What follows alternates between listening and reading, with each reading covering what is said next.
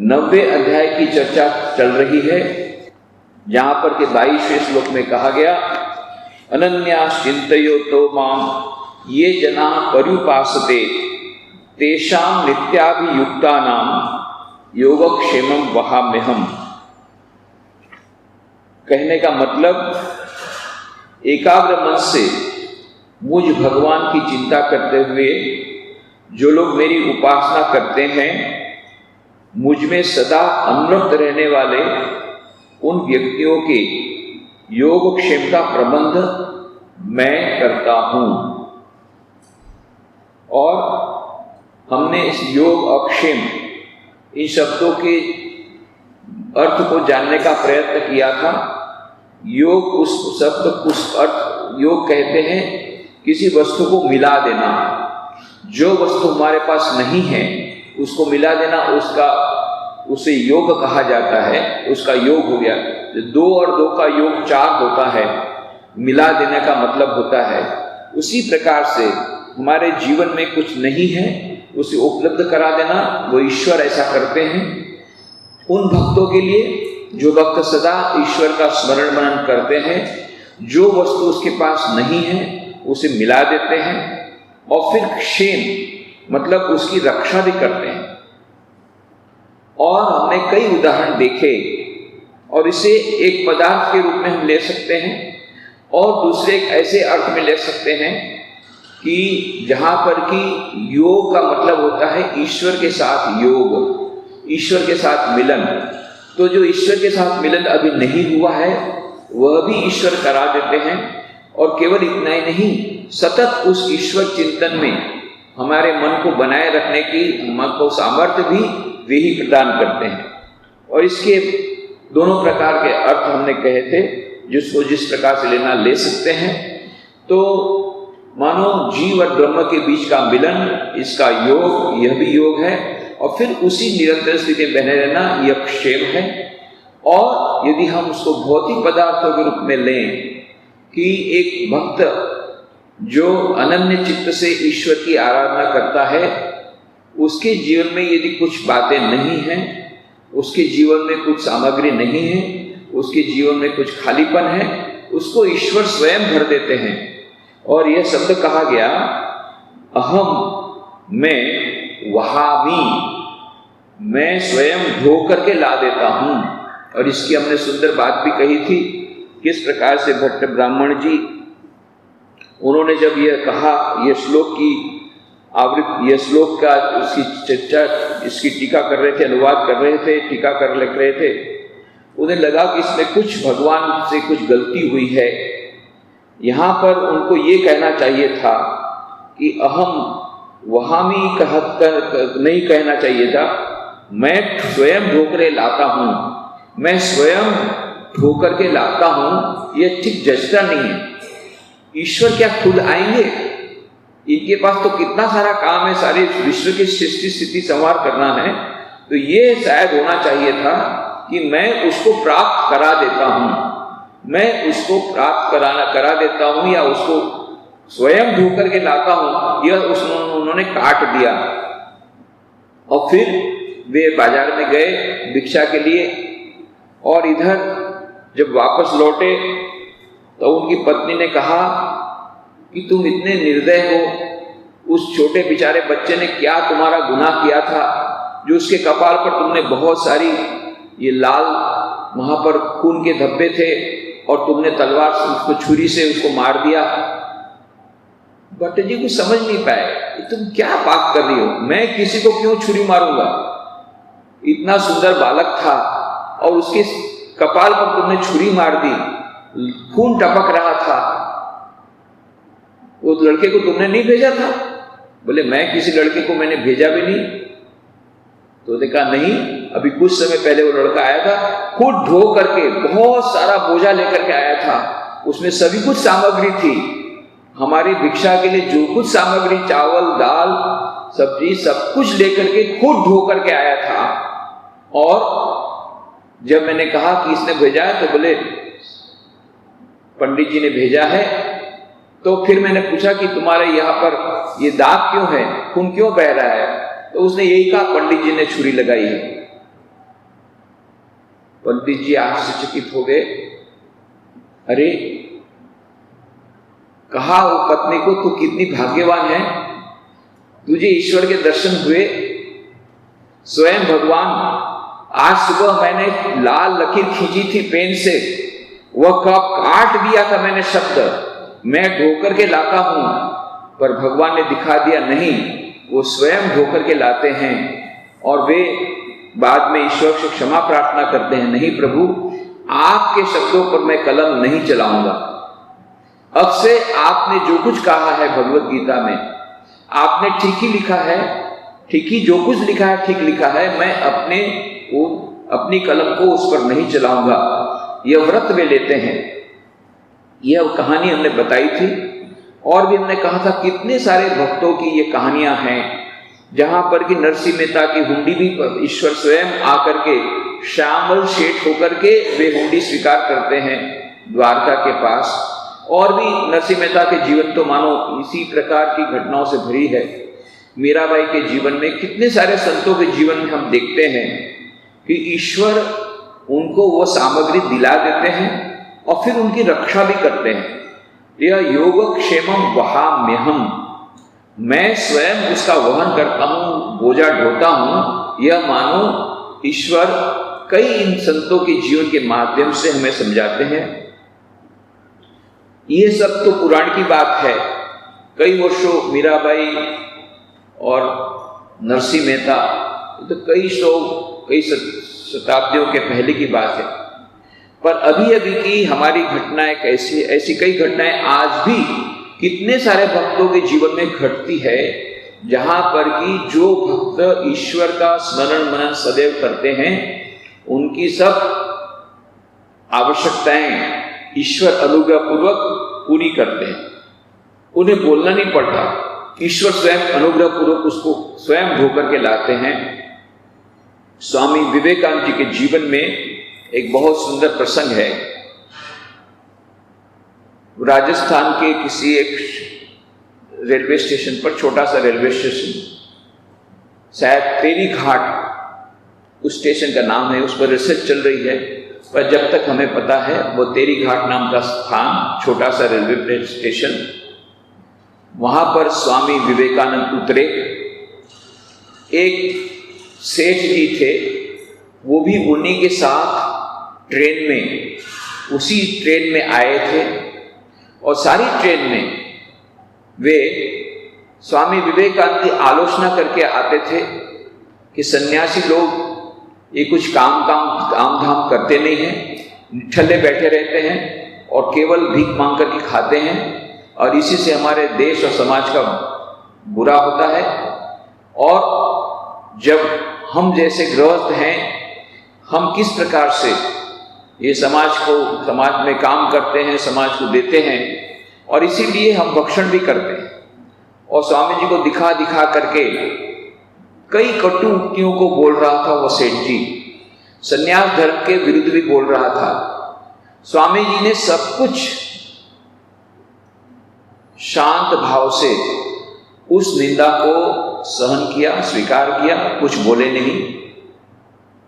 जब तेरी घाट स्टेशन आया तो स्वामी जी उतरे, वो सेठ भी वहीं पर उतरा, और एक छोटा सा स्टेशन, तो छोटा सा टीन का शेड था, एक ही वहां पर बेंच थी, वहां पर वो सेठ जी बैठ गया और अपने साथ जो कुछ भी सामान लाया था, खाने का बहुत अच्छा सा सामान लाया था, वो सब खोला और अकेला बैठ करके खाने लग गया। अब थोड़े दूर पर एक वृक्ष था, क्योंकि टीन शेड के नीचे तो जगह नहीं थी, इसलिए स्वामी जी कुछ दूरी पर एक वृक्ष था, उसी के नीचे जमीन पर बैठ गए। और सेठ जी स्वामी जी को दिखा दिखा करके कह रहा था, देखो ये तुम लोग इस प्रकार से गृहस्थ आश्रम में नहीं हो, इसीलिए तुम लोग को इतनी तकलीफ है। देखो मैं गृहस्थ आश्रम में हूँ, कमाता हूँ, खाता हूँ, कितनी मजा करता हूँ, देखो मेरे पास कितने सारे पदार्थ है खाने के, और तुम लोग यह गृहस्थ आश्रम स्वीकार नहीं किए, इसीलिए तुम्हारी ऐसी अवदशा है, ऐसी स्थिति है। स्वामी जी कुछ भी नहीं बोले, चुपचाप बैठे भगवान का नाम लेते रहे, ईश्वर का स्मरण करते हुए। थोड़ी देर बाद एक कोई आदमी आया, छोटा सा खटिया था बगल में और दूसरे हाथ में बहुत सारा खाने का सामान था और पानी पीने का था, लेकर के आया और स्वामी जी को बोला, स्वामी जी आपके लिए सब लाया हूं। स्वामी जी ने तो आश्चर्यचकित हो गए। स्वामी जी कहा, भैया शायद तुम्हारी कुछ गलती हो रही है, न तो मैंने कभी तुमको देखा है न मैं तुमको पहचानता हूं। उसने कहा, नहीं आप बोले नहीं पहचानते, मैं आपको पहचानता हूं। बोले कभी आपको मिला ही नहीं, मुझे कैसे आप पहचानते? अरे बोले आप ही हैं, आप ही को दिखाया था। स्वामी जी कुछ समझे नहीं। फिर उन्होंने कहा, मैं दोपहर में खाना खाने के बाद लेटा हुआ था, मेरे इष्टदेव रामचंद्र जी हैं, राम जी ने मुझे दर्शन दिया स्वप्न में और कहा मेरा भक्त वहां पर स्टेशन में, रेलवे स्टेशन में बैठा है, भूखा है, उसके लिए गरम गरम खाना बना करके तू जा और उसको खिला के पिला। मैं सोचा सपना है इसलिए मैं उठा नहीं। फिर से रामचंद्र जी आए, फिर से मुझे ये कहा, तब भी मैं सोचा ये सपना है इसलिए मैं सोता रहा। तो मुझे जोर से धक्का दिया, बोले तू सुनता नहीं मेरी बात, मेरा भक्त वहां भूखा बैठा है और तू यहाँ सो रहा है। तब मैं उठा, जाकर के गरम गरम मैंने खाना बनाया और ये पानी खा लाया हूँ, ये खाट है, आप खाट पर बैठिए और ये सब ग्रहण कीजिए और मुझे अनुग्रहित कीजिए। स्वामी जी की आंखों से आंसू निकल गया। अरे मैंने तो ईश्वर से मंगा नहीं, पर ईश्वर का मात्र स्मरण किया और भगवान ने यह मानो सब कुछ योगक्षेमम वहाम्यहम्, खुद लाकर भगवान ने मानो वह लाकर के दिया। तब यह सेठ जी आश्चर्यचकित हो गए, अरे मैं जो खा रहा हूं इससे कई अधिक अच्छा खाना गर्मा गर्म इसको मिल रहा है। और तब फिर सेठ जी ने क्षमा प्रार्थना की, मुझे माफ कीजिए, मैं आपको पहचान नहीं पाया, आप इतने बड़े महात्मा हैं। पर ऐसी कई घटनाएं आज भी होती हैं जो कि भगवान श्री कृष्ण के इस संदेश को मानो प्रमाणित करती है, जहां भगवान ने कहा, अनन्याश्चिन्तो यन्तो माम ये जनाः पर्युपासते तेषां नित्याभियुक्तानां योगक्षेमं वहाम्यहम्। एकाग्र मन से मुझ भगवान की चिंता करते हुए जो लोग मेरी उपासना करते हैं, मुझ में सदा अनुरक्त रहने वाले उन व्यक्तियों के योग क्षेम का प्रबंध मैं स्वयं करता हूं। और फिर उसके बाद के कुछ लोगों की भी हमने चर्चा संक्षेप में की थी, जहां पर कि भगवान ने कहा, ये भी अनन्य देवता भक्ता यजन्ते श्रद्धयान्विता तेपि मामेव कौन्तेय यजन्त्य विधि पूर्वकम। हे अर्जुन, श्रद्धा युक्त होकर जो भी भक्त अन्य देवताओं की पूजा करते हैं, वे भी मुझे ही अविधि पूर्वक भजना करते हैं तो मेरी ईश्वर की ही, परंतु अविधि पूर्वक, ईश्वर मान करके नहीं। एक एक देवी देवता की पूजा करते हैं पर वो सर्वसमर्थ ईश्वर की पूजा नहीं करते और वे लौकिक कामना से युक्त होकर के पूजा करते हैं। तो जो इस प्रकार से अविधि पूर्वक पूजा करते हैं, ऐसा ज्ञान न रहने के कारण, इस कारण मैं श्री भगवान की पूजा कर रहा हूं, ऐसा ज्ञान में न रहने के कारण उनकी मुक्ति नहीं होती। तो उन्हें मिल तो जाता है, जिस देवता की, देवी देवता की पूजा करेंगे वो देवी देवता उनको जो चाहिए वो मिला देते हैं, परंतु उन्हें ईश्वर नहीं मिलते। पर जो ईश्वर के शरणागत होते हैं उनको ये वस्तुएं भी मिलती हैं और ईश्वर भी मिलते हैं। और इसीलिए कहा, अहम ही सर्वयज्ञानां भोक्ता च प्रभुरेव च न तु माम अभिजानन्ति तत्त्वेनाश्चिन्तवन्ति ते। क्योंकि मैं ही समस्त यज्ञों का देवता रूप से भोगता हूं और फलदाता प्रभु हूं, किंतु वे अर्थात अन्य देवता के पूजक यथार्थ रूप से मुझे नहीं जानते, इसलिए वे संसार में गिरते हैं, अर्थात बार बार संसार में जन्म ग्रहण करते हैं। तो अधिकांश लोग जो कुछ भी वे ईश्वर के पास जो जाते हैं, वे कुछ लौकिक कामना से जाते हैं, और वे ईश्वर को पाने के लिए नहीं, ईश्वर से पाने के लिए जाते हैं। और वो भी ईश्वर के पास नहीं जाते, ईश्वर सर्वसमर्थ ईश्वर ऐसा मान करके नहीं, पर विभिन्न देवी देवता जो हैं उनकी वे पूजा करते हैं। उस लौकिक कामना की पूर्ति के लिए उनको वो वस्तु मिल जाती है, उनकी लौकिक कामना तो मिल जाती है, लौकिक कामना पूरी भी हो जाती है, और उन्हें मुक्ति नहीं मिलती, उन्हें ईश्वर नहीं मिलते, उन्हें ईश्वर का दर्शन नहीं होता। क्यों? क्योंकि उसमें उनका ईश्वर का भाव नहीं है।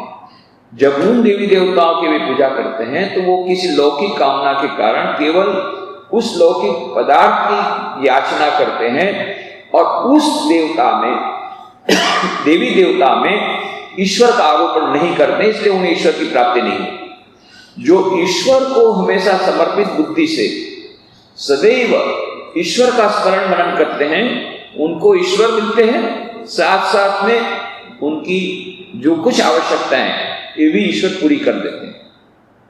तो कहते हैं क्योंकि मैं ही समस्त यज्ञों का देवता रूप से भोगता हूं और फलदाता प्रभु हूं, किंतु वे अर्थात अन्य देवता के पूजक यथार्थ रूप से मुझे नहीं जानते, इसलिए वे संसार में गिरते हैं, अर्थात बार बार संसार में जन्म ग्रहण करते हैं, उनको मुक्ति नहीं मिलती।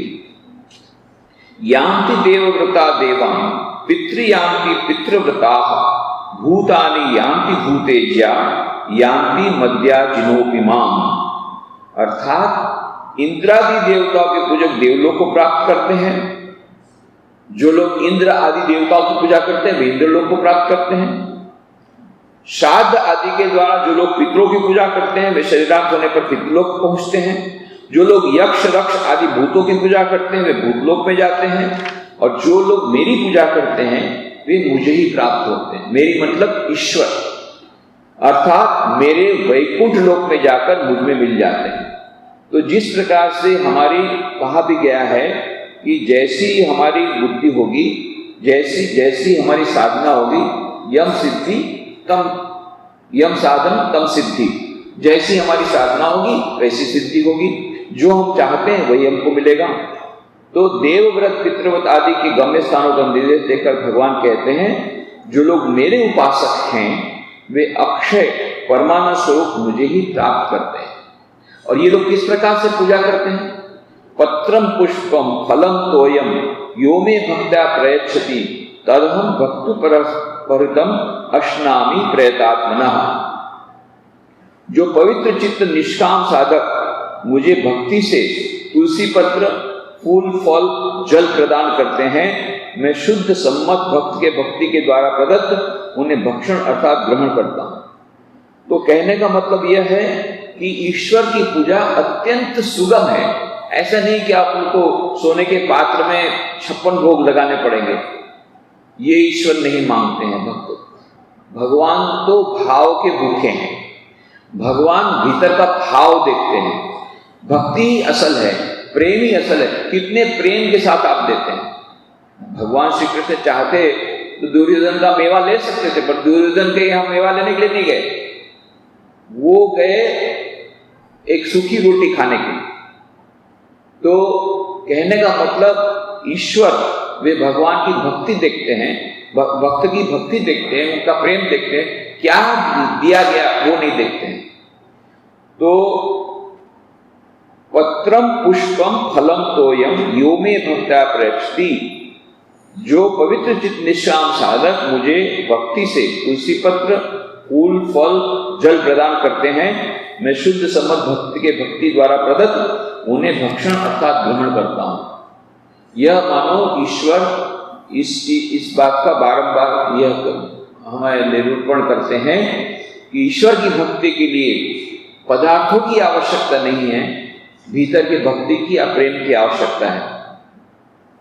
आचार्य शंकर ने अपने भाष्य में लिखा है, मेरे भक्तों को केवल निर्वाण रूप अनंत फल मिलता है ऐसा नहीं, मेरी उपासना भी बहुत सुलभ है। पत्र पुष्प आदि जो कुछ भी वे मुझे प्रदान करते हैं, शुद्ध बुद्धि से सब कुछ ही मैं ग्रहण करता हूं। और इसीलिए अब भगवान श्री कृष्ण बहुत सुंदर एक टॉप सीक्रेट, हमने कहा ना, इसका नाम है राज विद्या राजगुह्य योग, जिसमें हमें टॉप सीक्रेट बताएंगे, अत्यंत गुह्यतम शास्त्र बताएंगे। तो किस प्रकार से हम दैनंदिन जीवन में अत्यंत सुगमता पूर्वक, अत्यंत सरलता पूर्वक साधना कर सकते हैं।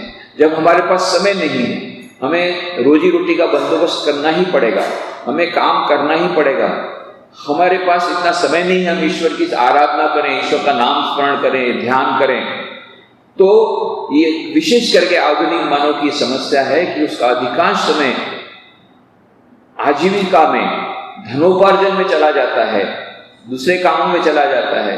भक्ति के लिए समय जब नहीं है, तो एक सीक्रेट बताते हैं किस प्रकार से दैनंदिन जीवन का काम करते करते, संसार के सभी कामों को करते करते, बिना संसार का त्याग किए, बिना हिमालय में गए, बिना जंगल में गए, संसार में रहते रहते किस प्रकार से ईश्वर की भक्ति कर सकते हैं, ईश्वर की प्राप्ति कर सकते हैं। इसका टॉप सीक्रेट, अत्यंत हमें गुह्यतम ज्ञान अभी भगवान देते हैं। क्या कहते हैं?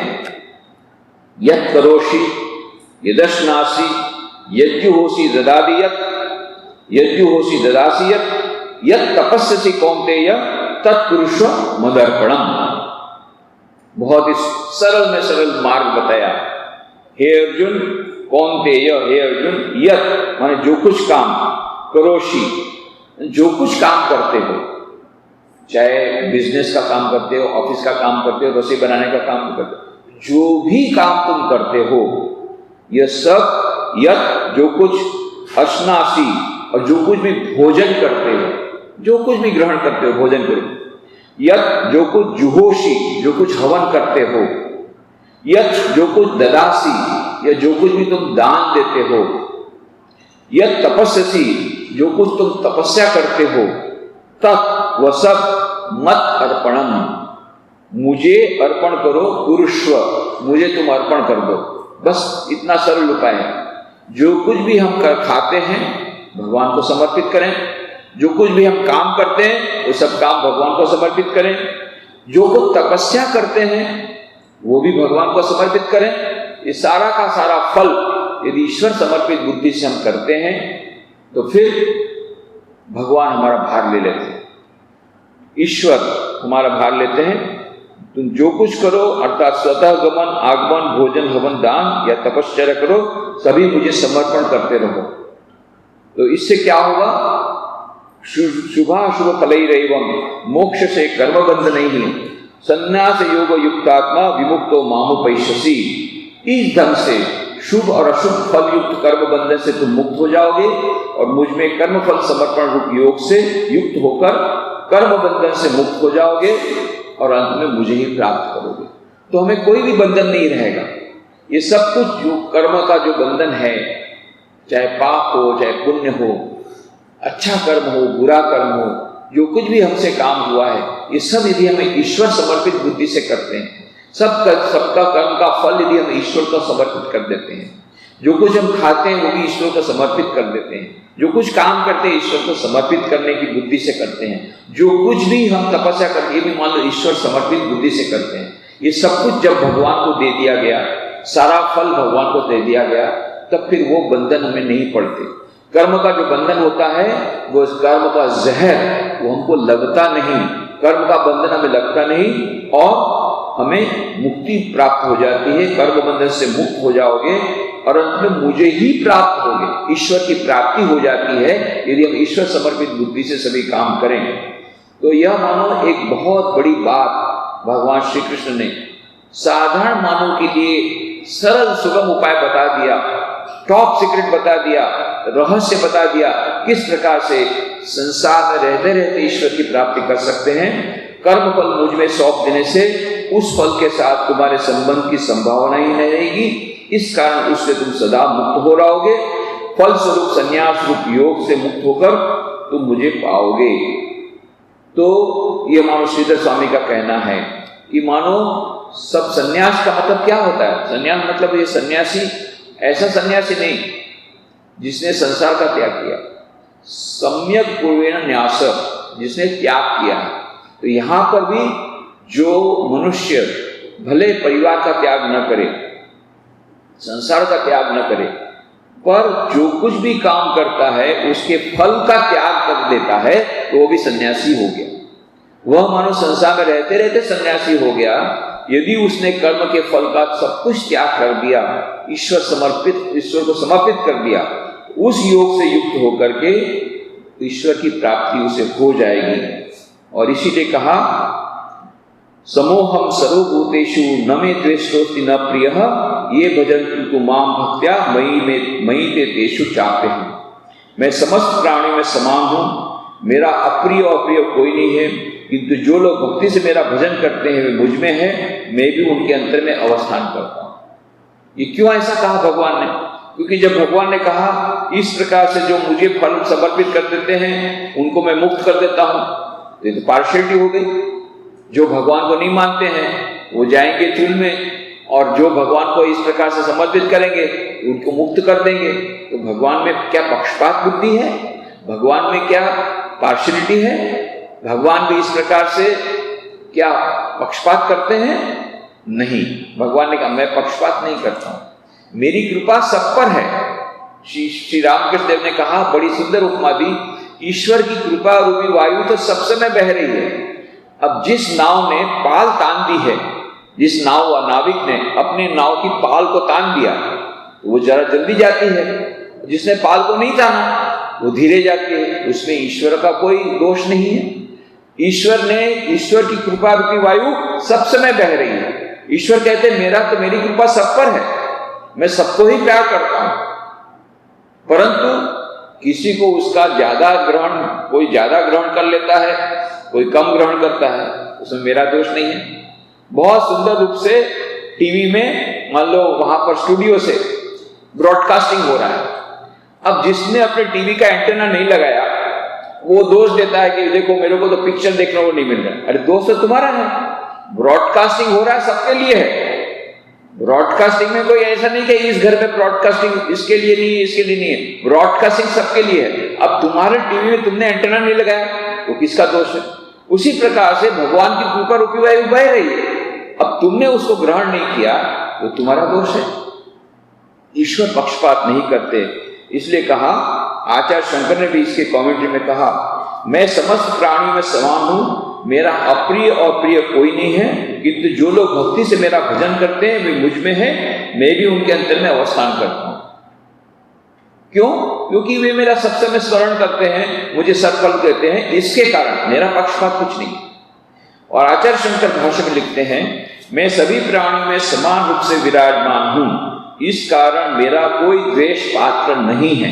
मैं समान रूप से विराज और प्रिय पात्र भी नहीं है। मेरा स्वभाव अग्नि की तरह है। जिस प्रकार अग्नि दूर के लोगों का शीत निवारण नहीं करती किंतु निकट के लोगों को शीत दूर कर देती है, उसी प्रकार मेरा भी स्वभाव है कि भक्त लोग मेरे समीप आने के कारण दुख से मुक्त हो जाते हैं, किंतु जो लोग मुझसे विमुख हैं उन्हें बंधन क्लेश भोगना पड़ता है। मैं ईश्वर हूं, जो लोग भक्ति से मेरी उपासना करते हैं वे स्वभाव से ही मुझ में रहते हैं। इससे ऐसा ना समझना कि दूसरों के प्रति मेरा विद्वेष है। मेरा विद्वेष कुछ नहीं है, परंतु जो लोग भक्त मेरा सब समय स्मरण करते हैं उसके कारण उनका दुख अपने आप दूर हो जाता है। मेरा किसी से विद्वेष नहीं। तो यह मानो ईश्वर ने यह बहुत बड़ा रहस्य हमारे सामने प्रस्तुत किया है। इसकी आगे की चर्चा हम लोग बाद में करेंगे। आज यही समाप्त करें।